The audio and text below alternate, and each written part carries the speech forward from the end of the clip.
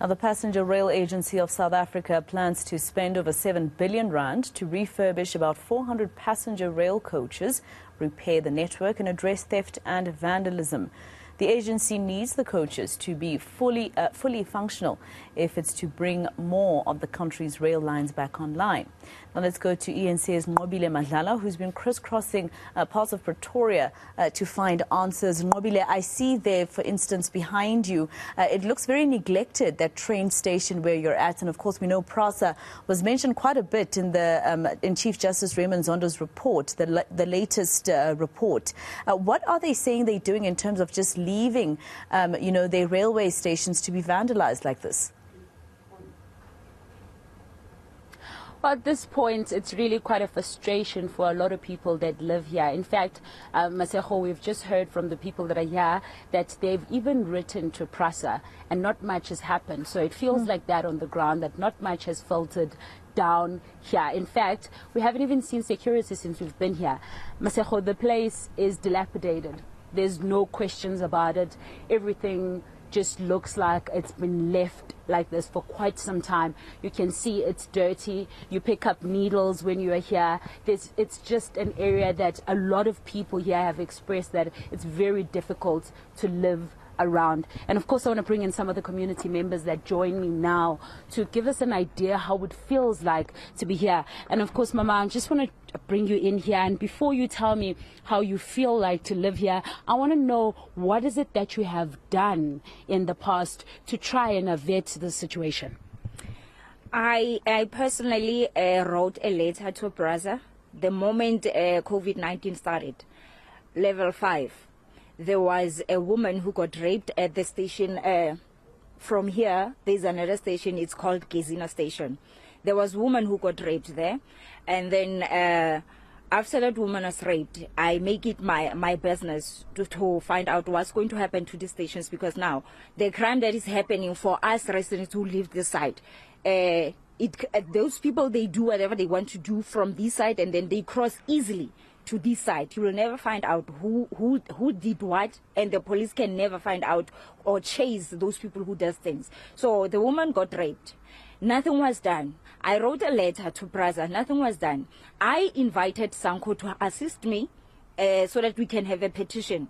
We went house to house asking residents to sign petition so that the PRASA can bring security, close these stations, clean these stations. There can be patrols because there are schools after the station. The children walks, their safety, they are not safe. If a grown-up can be mugged, what about a child? A child can be kidnapped, a child can be sexually harassed or anything.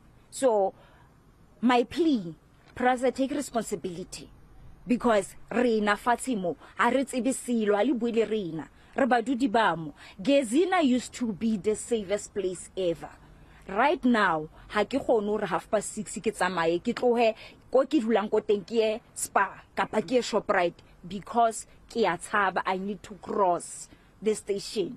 Do you feel like they're listening to you?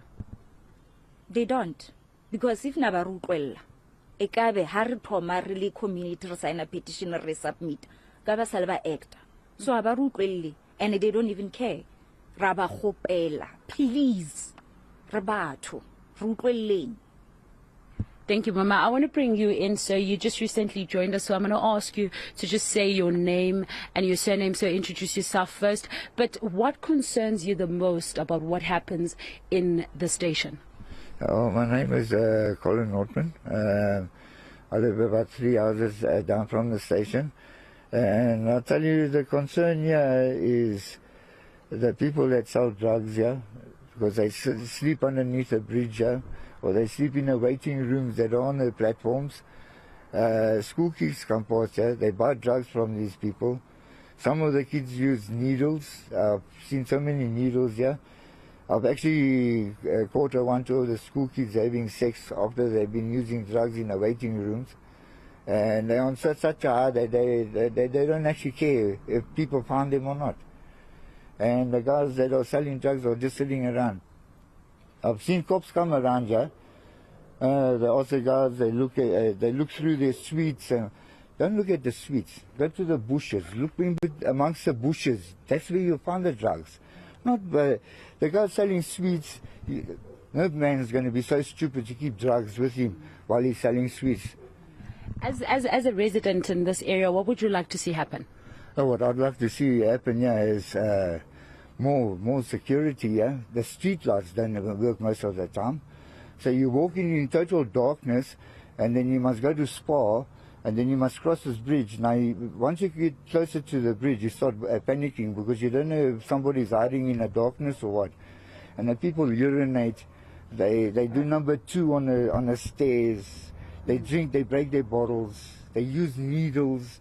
And you don't feel safe because you must leave your phone at home. You can't take your phone with because they mug you for that. All right, sir. Quickly, I just want to bring you in, sir. If you can just tell us, what is it that you want PRASA to do? Please just stand here. What do you want PRASA to do? PRASA to take responsibility, beef up security here, and the trades must resume. Our people are suffering. They cannot commute here.